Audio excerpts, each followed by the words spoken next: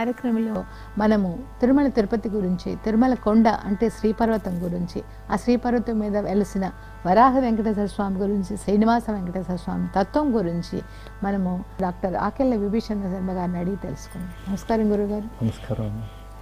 మనం పుడుతూనే పితృరుణం, దైవ రుణం, ఋషి రుణం వీటితో తిరుగుతాం. కాబట్టి మాతాపితృ తీరాలన్నా, దైవ రుణం తీరాలన్నా, ఋషి రుణం తీరాలన్నా ఈ రుణత్రయ విమోచనకి మనం చేయవలసిన పనులు చేయలేకపోతున్నాం. కాబట్టి అక్కడ కళ్యాణం చేసుకోవడం, అక్కడ ధర్మం నారాయణవనం, ఇక్కడ అర్థం ఇది. తర్వాత కామ్యం ఏది? శ్రీనివాస మంగాపురం.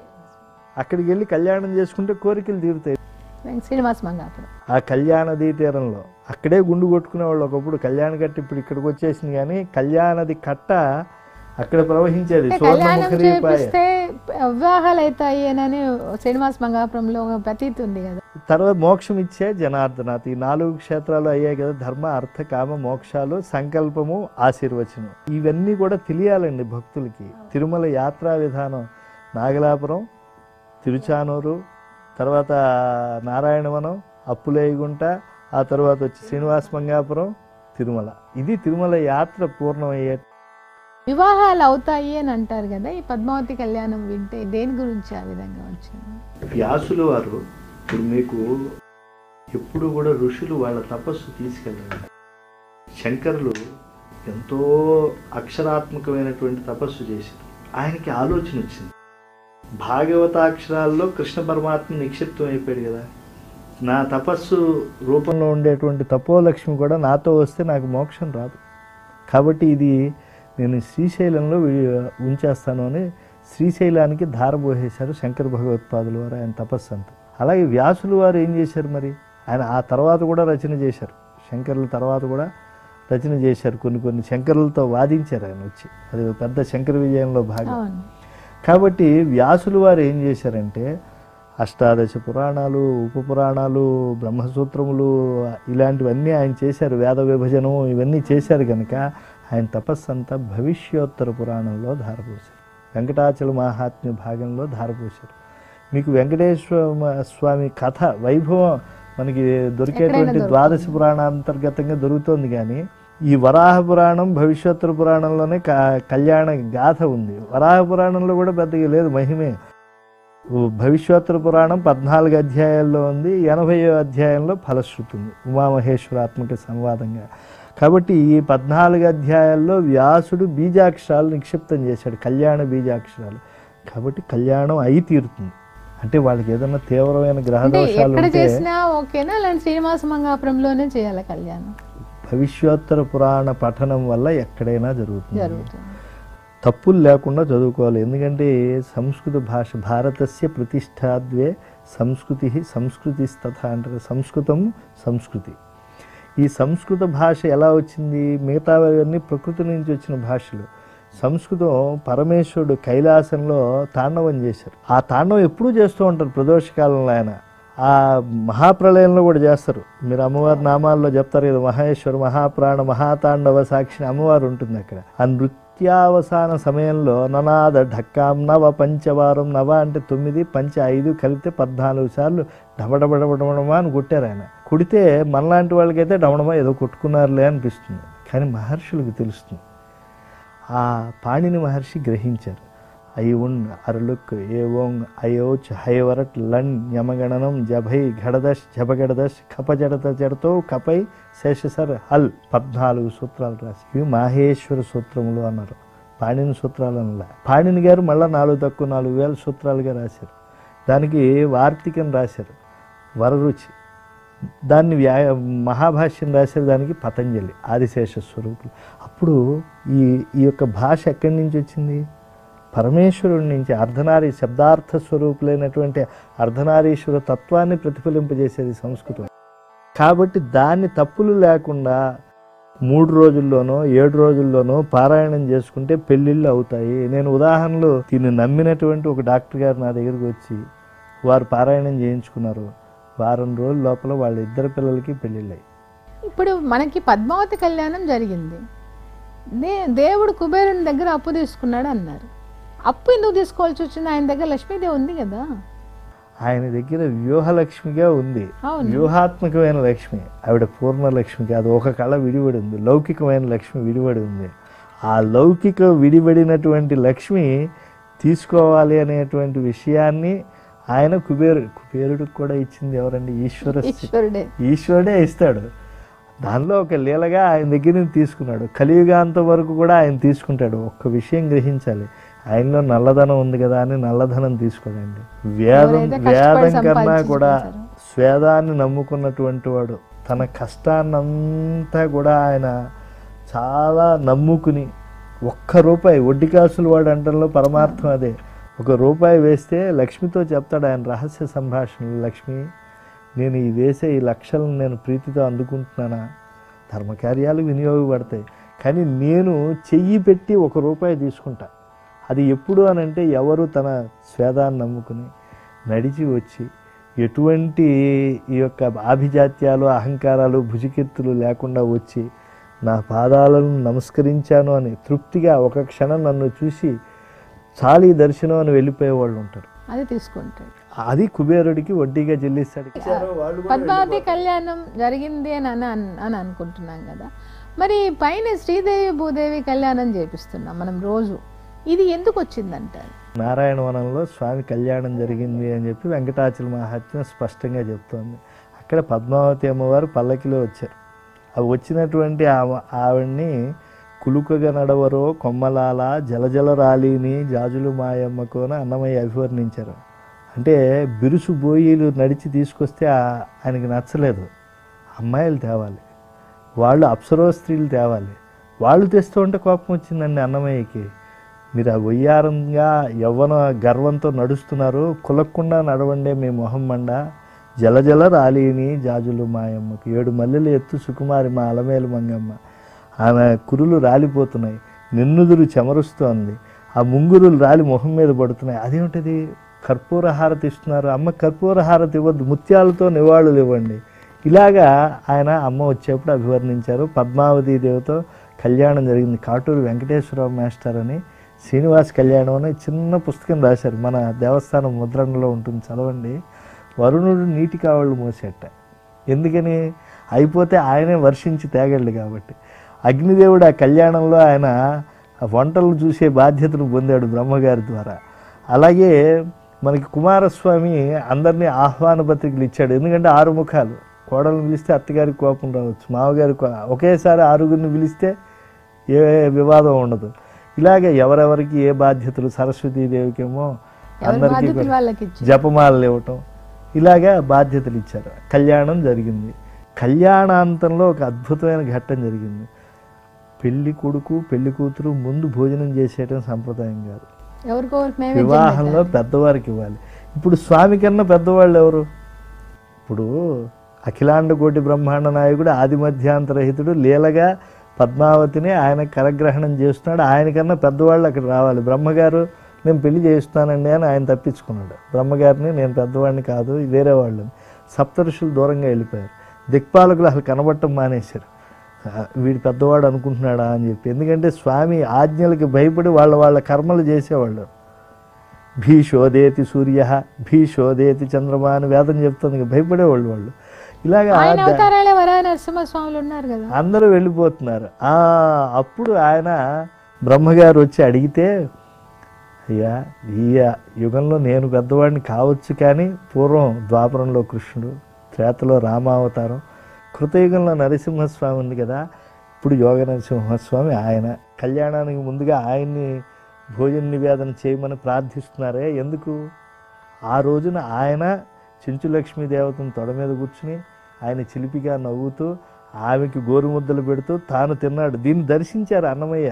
దర్శించి ఆ పదకవితకి ఆద్యుడు ఆరాధ్యుడు అనవద్యుడైన అన్నమయ్య ఆరగించి కూర్చున్నాడు అల్లవాడే చెంగటనే చూడరో లక్ష్మీ నారసింహుడు అనే పాట పాడారు.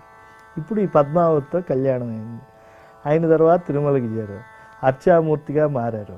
ఆయన అమ్మవారు వచ్చి వ్యూహలక్ష్మిగా ఉన్నారు. ఇది సరిపోదని రెండో పక్క కూడా అమ్మవారిని ఉండాలి అని మంగమ్మను మెడతాళిగా వేశారు భగవద్రామానుజుల వారు. ఎప్పుడు కూడా శుక్రవారాభిషేకం జరిగినప్పుడు ఈ యొక్క మెడతాళిగా ఉండే అమ్మను బయటికి తీయటం అనేటువంటిది ఉంటుంది. పసుపు కుంకుమలతో పూజించి మళ్ళీ వేసేస్తారు. ఈ సమయంలోనే చాలా విరహం వచ్చేస్తుంది. స్వామి నిత్యానపాయని కదా, వదిలి ఉండలేనటువంటి ఆ తల్లి ఒకప్పుడు బాధపడ్డాను, మళ్ళా బాధపడాల్సి వస్తుందని ఆ 12 నిమిషాలు బాధపడుతుంది. 12 ఏళ్ళు ఓర్చుకున్నటువంటి తల్లి. అప్పుడు ఈ యొక్క గోదాదేవి సాయించినటువంటి పాసురాలు చదివి ఊరట కలిగిస్తారు స్వామికి, అమ్మకి. ఆ విరహ పాసురాల వల్ల ఓ గోదాదేవి కూడా ఇలాగా ఆనిందని. ఇప్పుడు ఇక్కడ శ్రీనివాస కళ్యాణంలో శ్రీదేవత భూదేవతతో స్థిరశక్తిగా చరశక్తిగా ఉండే 2 రూపాలుగా అమ్మ ఎందుకు పొందింది అంటే, మీరు ఎక్కడ కళ్యాణం జరిగినా శ్రీదేవత భూదేవితోనే జరుగుతుంది. నారాయణవనం వెళ్ళండి, శ్రీదేవి భూదేవులతో పాటు పద్మావతీదేవి కూడా అక్కడ ఉంటుంది. అక్కడ ఒక మంత్రం చెప్తారు, భర్తు వెంకటనాయకస్య హృదయే ద్వేధా విధాయాత్మన మూర్తిం శశ్వదీయం కృపామృతఝరి శ్రోతస్విని భార్గవి ఉద్ధర్తుం నిఖిలాన్ అగణ్య విషమాంభోవన్హి దగ్ధాత్మన జంతూన్ సన్నిదధాతి విశ్వజనని పద్మావతి రక్షతాత్. ఈ యొక్క మంత్రానికి వివరణగా ఒక్క మాట ఆలోచించండి. భగవంతుడికి విష్ణు సహస్రనామాల్లో మీరు నిత్యం పారాయణం చేస్తున్నారా? స్తవ్య స్తవప్రియ అని చెప్పి ఆయన స్తవ్యుడు, పుణ్యశ్రవణ కీర్తనుడు. ఆయనకన్నా గొప్పవాడు ఎవరు లేరు కీర్తించడానికి. కాబట్టే నరహరి కీర్తన నానిన జహ్వ ఒరులు నుతింపదు అని అన్నమయ్య కూడా చెప్తారు. మరి అలాంటి ఆయన కీర్తనకి పొంగిపోతాడు. స్తవప్రియుడు ఆయన. ద్రౌపదో గజేంద్రుడో లేదా అటువంటి ఆర్తితోనో ఎవడన్నా కుడిపక్క ప్రార్థించాడనుకోండి, అటే చూస్తూ ఉంటాడు ఆయన. 1000 కళ్ళు అటే నిలుపుతాడు ఆయన. ఇటు చూస్తే అటే నిలుపుతాడు ఆయన. మరి ఆ టైంలో అనంతుడో విశ్వక్సేనుడో నారదుడో ఎవరైనా వెళ్ళి చెప్పగలరా? ఒక హృదయంలో ఉండే లక్ష్మి చెప్పగలరు. అందుకని ఆమె కళ్యాణ లక్ష్మిగా మారుతూ 2 రూపాలు. భర్తు వెంకటనాయకస్య హృదయ. అటు చూస్తూ ఉంటే అటు చూస్తున్నానండి, అటువంటి తొందరగా అనుగ్రహించి ఇటు చూడు, ఇటు చూస్తుంటే ఇటే చూస్తే ఎలా స్వామి, అటు చూడు అని చెప్పి ఆ 4 దిక్కుల్ని శ్రీదేవిగా, ఈ 4 దిక్కుల్ని భూదేవిగా ఆమె స్థిర చర శక్తులుగా మారి ఆమె నిత్య కళ్యాణానికి. ఇప్పుడు కళ్యం అంటే ఏమిటి? సుఖం. అనయతి ప్రాపయతి. మన కళ్యాణాలు మనకి సుఖాన్ని ఇచ్చేటువంటి సంకల్పంతో ఉంటాయి. మమ కళ్యాణ హేతునాని. స్వామి కళ్యాణ సంకల్పం ఏమిటి? లోక కళ్యాణ హేతునా అని కదా. కాబట్టి భర్తు వెంకటనాయకస్య హృదయే ద్వేధా విధాయ ఆత్మన. తన ఆత్మశక్తిని 2గా చేసి మూర్తిం శశ్వదీయం. ఎందుకు చేసుకుంది ఆమె మూర్తిని? శశ్వదీయం, వెంటనేట కృప అమృతఝరి. ఒక దయకు ఒక సాగరంగా చేసేస్తుంటారు, అమృత సముద్రంగా చేసేస్తుంది. కృపామృతఝరి శ్రోతస్విని. ఎప్పుడు కూడా తరంగితమవుతూ ఉంటుంది దయ ఆ స్వామి మూర్తి యందు. భార్గవి ఉద్ధర్తుం నిఖిలాన్ని. ఎందుకు అలాగా ఆ భర్గగుణంతో ఆవిడ ఉంది అని అంటే, ఆ ఉద్ధరించాలనేటువంటి దీక్షతో ఉంది అని అంటే, విషయాంహోవన్హి దగ్ధాత్మన. వీడు కంటి చెవి నాలిక ఇలాంటి పంచేంద్రియాలతో ఈ బద్ధుడైపోయినటువంటి జీవుడు పదే పదే వాడు భౌతికమైన కోరికలు కోరుతూ ఉంటాడు కదా. వీటి నుంచి ఉద్ధరించాలని తల్లి కరావలంబం ఇవ్వాలి, శ్రీనివాసుని అనుగ్రహానికి పాత్రుని చేయాలని. ఉద్ధర్తుం నిఖిలాన్ అగణ్య విషమాంహోవన్హి దగ్ధాత్మన జంతూన్ సన్నిదధాతి విశ్వజనని పద్మావతి రక్షతాత్. అయ్యా శ్రీదేవి భూదేవి అనుకోవద్దు, ఒకే పద్మావతి. రాఘవత్వే అభవత్ సీత. తల్లి రాముడైతే ఆమె సీతమ్మైంది. ద్వాపరే కృష్ణ జన్మని. ఆయన కృష్ణ జన్మ ఎత్తితే రుక్మిణి కృష్ణ జన్మని. రుక్మిణిగా కృష్ణ జన్మలో ఆవిడ ఉంది. అన్యేషు చావతారేషు విష్ణోహో ఏష అనపాయని. ఇతర అవతారాల్లో కూడా ఒకతే ఆవిడ మహాలక్ష్మి. కాకపోతే అన్ని రూపాలు ధరిస్తూ ఉంటుంది. శరీరం అందు ఇన్ని రూపాలు ధరించింది, 8గా ధరించింది. బయటకు వచ్చి 2 కళ్యాణమూర్తులుగా ఆవిడ అటు ఇటు ఉండి స్థిర సంపదలు ఒకరుగా, చర సంపదలు ఒకరుగా, అటుపక్క ఇటుపక్క ఉండేటువంటి వాళ్ళని, ఆ దిక్కుల్లో ఈ దిక్కుల్లో ఉండేవాళ్ళని, విదిక్కుల్లో ఉండేవాళ్ళని కాపాడింపజేస్తుంది అమ్మ. కానీ మరి 3వ ఆమె నీల ఉంది కదా, ఆమె ఆమె ఆమె నీల వేరు కాదండి. నీల ఆయన హృదయంలో ఉండేటువంటి భావనాశక్తి. అది ఒక మూర్తి అనమాట. మనం ఏం చేస్తామంటే ఒక్కొక్క శక్తికి ఒక, ఇప్పుడు పరమేశ్వరాత్మకమైనటువంటి ఆయనకి ఎన్నో కళలు ఉంటాయి. మన అమ్మే ఉంది కదా, మా అమ్మ నాకు ఆకలేసిందమ్మా అంటే నాకు ఇష్టమైన పొంగల్ చేసి పెట్టింది అన్నపూర్ణ. అలాగే కోపం వచ్చింది ఓ దెబ్బేసింది దుర్గాదేవి. అలాగే నాకు అర్థం కావట్లేదమ్మా లెక్క అంటే చెప్పింది సరస్వతీదేవి. ఇలా ఒక అమ్మలోనే ఇన్ని దేవతలు చూస్తున్నామే. కాబట్టి మరి విశ్వమాతలో ఎన్ని చూడొచ్చు మనం? అవి ఆ దేవతలు పురాణ దేవత. అలాగే తర్వాత ఈ గోదాదేవి, తరిగొండ వెంగమాంబ కూడా వాళ్ళ పతిగా ఆయా భావించారు. అంశాలతో పరమాత్మ యొక్క లీలలకు ఎప్పుడూ కూడా అంతు ఉండదండి. జనులను భక్తి సాగరంలో ఓలలాడించాలి. ఇప్పుడు నాయికాభావంతో పరమాత్మను ఆరాధించాలి అని 12 మంది ఆళ్వార్లు వచ్చారు ద్రవిడ భూమిలో. వీళ్ళు వస్తారని భాగవతంలో చెప్పబడింది. వచ్చారు కళ్యాదిలో వీళ్ళు. భూతం సరస్య మహదాహ్వయ భట్టనాథ శ్రీ భక్తిసార కులశేఖర యోగివాహాన్ భక్తాంగ్రేణు పరకాల యతీంద్ర మిశ్రాన్ శ్రీమత్ పరాంకుశముని ప్రణతోస్మి నిత్యం. ఈ 12 మందిలో శ్రీ అని చెప్పబడ్డారే, ఈవిడ గోదాదేవి. ఈవిడే చూడి కుడుత్త నాచ్యారు, అంటే తను ధరించిన మాలికలు పరమాత్మకి అర్పించిన. అంతవరకే కానీ కళ్యాణం లేదు. ఆమె చక్కరక్కై వెంగడ వరకు విదిక్కిట్రియే చక్రాయుధాన్ని ధరించిన వెంకటేశ్వరు నా ప్రియుడు అంది, కానీ కళ్యాణం మాత్రం రంగనాథ స్వామి. పెరియాళ్ళవార్లు మొత్తం అందరినీ చూపించారు, 108 దివ్య దేశాల్లో ఉండేవారిని. రంగనాథుడిని అమ్మ ఆయన వృద్ధుడమ్మా, వద్దు అని అంటే వృద్ధుడైతేనే నాకు లొంగుతాడు అని చెప్పి భూదేవరాజ స్వామిని కోరుకున్నట్టు ఆయన కోరుకున్నాడు. మరి తరిగొండ వెంగమాంబ కూడా భర్తగా భావించింది కదా. తరిగొండ వెంగమాంబ ఆమె అద్వైత భూమికల్లో వసించింది. ఆమె బాల్యం నుంచి కృష్ణార్యుడి యొక్క పుత్రిక. ఒక అద్వైత గురువు దగ్గర నుంచి దీక్ష పొందింది. కృష్ణుడే నా భర్తగా అనుకుంది. కానీ ఒకరిని ఇంజేటి వెంకటాచలపతి అనేటువంటి వాడిని లోకం కోసం తండ్రి బలవంతంగా వివాహం చేశారు. పాపం ఆయన రోజు పాము గరిచి చనిపోయాడు. కానీ ఆమె పూర్వసువాసిని అయినప్పుడు ఆ కాలంలో ఉండే పరిస్థితుల వల్ల ఆమె వపనం చేసుకోవాలి, ఈ పవిత్రాలుగా భావించేటువంటి సౌభాగ్యాలను విడిచిపెట్టాలి. ఆమె అలా లేదు. అందుకని కోపపడ్డారు.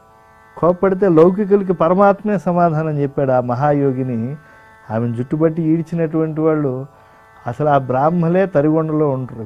ఇప్పటికి అర్చన ఆవిడకి వాళ్ళే చేస్తారు, కానీ పక్క ఊర్లో ఉంటారు. తరిగొండ వెంగమాంబ నరసింహస్వామి జయంతి రోజునే ఆవిడ యొక్క జయంతి కూడా వస్తుంది. మీరు వెళ్ళి చూస్తే అర్చకులు ఆ 2 కిలోమీటర్ల దూరం నుంచి వచ్చి ఆరాధించి మళ్ళీ వెళ్ళిపోతారు. ఆమె శాపం పెట్టలేదు, ఆమెను బాధ పెట్టడం వల్ల వాళ్ళు దూరం అయిపోతారు. ఇప్పుడు భగవత్ శక్తులు మనని శిక్షించవండి. అన్నమయ్య అంటాడు దురిత దూరోహం. మనం పాపములు చేస్తే భగవంతుడికి మనం దూరం అయిపోతాం. ఆయన ఏం తోసేయడు మనని, మనుష్యులు దోసేసినట్టుగా అధికారులు దోసినట్టుగా ఆయన ఏం తుయ్యడు. ఈ వెంకటాచల మహత్యం ఆవిడ రాసిందంట. ఆవిడ ఈ వరాహ భవిష్యోత్తర పురాణాల్లో ఉండేటువంటి వెంకటాచల మహాత్మ్యం వ్యాసులు వారు తీసుకున్నది చక్కగా ఆవిడ రాసింది. అందులో కూడా ఆమెకి అమ్మభక్తి వచ్చేసింది. తిరమై శ్రీ అలమేలుమంగ ఉరమందే నిల్చి దీపింపగా పరమైశ్వర్య ధురంధరుండగుచు నా పాలన్ కృపన్ నిల్పి సుందర దివ్యాకృతి అప్పటప్పటికి మోదం బొప్పగా నిలిపి మధ్వరదుండై తగు వెంకటాచలపతిన్ వర్ణింతు నశ్రాంతమున్నన్నారు. అంటే ఏంటి, అవిశ్రాంతంగా నేను ఆ యొక్క వెంకటాచలపతిని నేను ఎప్పుడూ కోరుకుంటూ ఉంటాను అని చెప్పి ఆవిడ వ్రతం. మరి లక్ష్మీ నరసింహస్వామిని కదా అంటే వాళ్ళిద్దరి మధ్య అభేదాన్ని తరిగొండ శేష కుధరాధ్యక్షున్నది ఆవిడ. అంటే తరిగొండ వేరు, శేషపర్వతంపై వేరు, ఈ రెండింటిపై ఉండే దైవాలు వేరు అనుకోలేదు. వీళ్ళిద్దరికీ అద్వైత భావన చూసి ఇద్దరినీ ఆవిడ ఆశ్రయించి ఆరాధించి తరించింది. ఆవిడ నృత్యముత్యాల హారతి హరితభరితంగా నిలిచింది. తాళ్లపాక వారి లాలెలాగో తరిగొండ వారి హారతి అంతే. ఇట్లా ఈ తీర్థాలన్నీ ఉన్నాయి. ఈ తీర్థాల యొక్క ప్రాశస్యత ఏంటి అంటే మనకి తీర్థమునకు ఒక శక్తి ఉంది అనేటువంటి విషయాన్ని ఋషులు గ్రహించగలుగుతారు. అంటే ఒకడు ఒక శక్తిని తెలుసుకోలేడు. ఇప్పుడు మీకు విష్ణు సహస్రనామాలు ఉన్నాయా, భగవంతుడి నుంచి లేదా ఏ దేవుడి సహస్రనామాలైనా ఋషిభి పరిగీతాన్ని తాని వక్ష్యామి భూతయే.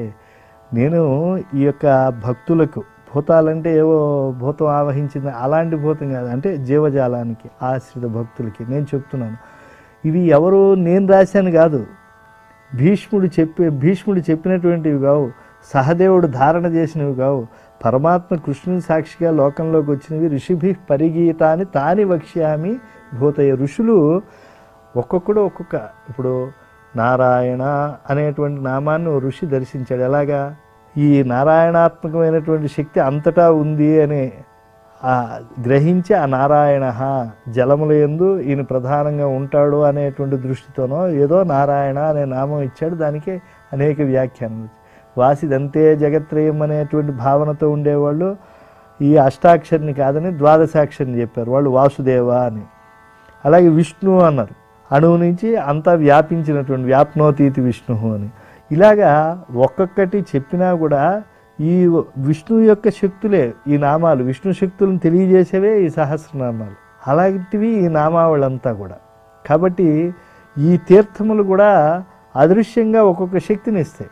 ఇప్పుడు గోగర్భం ఉంది, ఇక్కడ జన్మరాహిత్యం వస్తుంది కాబట్టి మలయాళ స్వామి వారు అక్కడ తపస్సు చేశారు. పాండవులు కూడా ఎందుకు ఈ మానవ జన్మలు, పరమాత్మ కృష్ణుడిని మనం చతుర్భుజుడి నీడలో ఉన్నాం, మనం జ్ఞాతివధ చేశాం, మన పాపాలు పోవాలి అని చెప్పి అక్కడ జ్ఞాతివధ దోషాన్ని పోగొట్టుకున్నారు, పునరావృత్తి రహితమైన మోక్షాన్ని పొంది.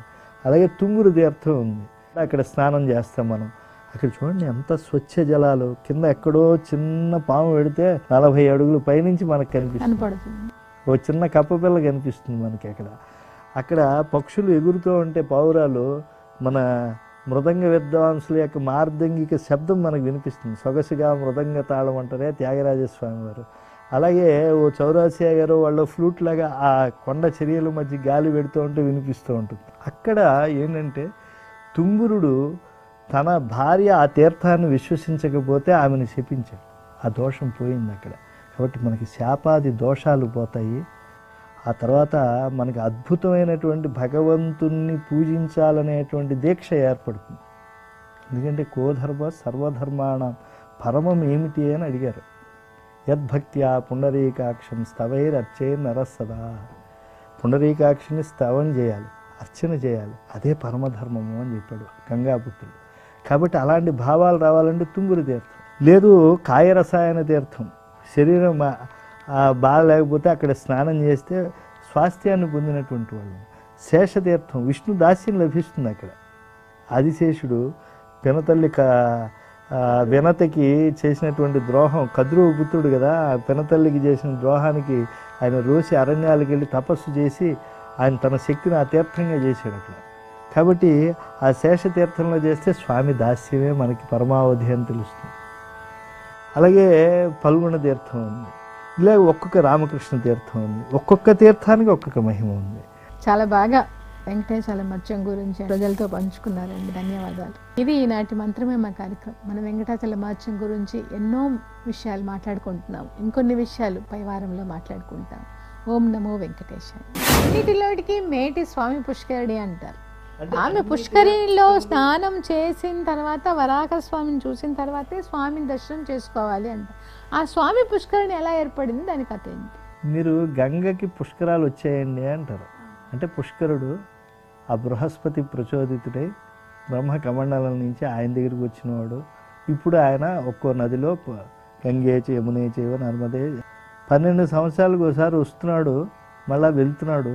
ఈయన శాశ్వత నివాసం ఎక్కడ అని ఎప్పుడన్నా ఆలోచించారా? స్వామి పుష్కరిణి, దానికి స్వామిత్వం వచ్చింది. స్వామి బోధానంద గోసేవ ఆశ్రమం సైథాపూర్. జ్యోతిష్యం, వాస్తుశాస్త్రం మన పూర్వీకులు మనకిచ్చిన వరం. దుర్గాదేవి, కాలభైరవ ఉపాసనతో వాక్సిద్ధి పొందిన శ్రీ శ్రీ బోధానందగిరి స్వామివారు మీకు ఎలాంటి సమస్యలున్నా, వాటిలో ముఖ్యంగా ధన నష్టం, ఆరోగ్య నష్టం, భార్యాభర్తల మధ్య గొడవలు, ప్రేమించుకున్న వారు దూరం అవడం, ఎన్ని సంబంధాలు వచ్చినా పెళ్లి ముడి పడకపోవడం, రోడ్డు ప్రమాదాలు, అప్పుల బాధలు, వ్యవసాయంలో నష్టాలు, పెద్దల మాట పిల్లలు వినకపోవడం, ఆరోగ్య శాంతి, గృహశాంతి, మనశ్శాంతి లేకపోవడం, ఇలాంటి సమస్యలు ఉన్నట్లయితే ఒక్కసారి స్వామీజీని కలవండి. మీ సమస్యలకు తగిన పరిష్కారాన్ని పొందండి. అంతేకాక అన్ని రకాల వ్యాధులకు గోపంచకవ్య మరియు మూలికా వైద్యం చేయబడును. నమ్మకంతో రండి, ఆయురారోగ్యాలతో వర్ధిల్లండి. మా అడ్రస్ స్వామి బోధానంద గోసేవ ఆశ్రమం, సైథాపూర్, వీరభద్రస్వామి గుడి దగ్గర, యాదగిరిగుట్ట. సంప్రదించవలసిన నెంబర్ 9849213754 మరియు 9618034138.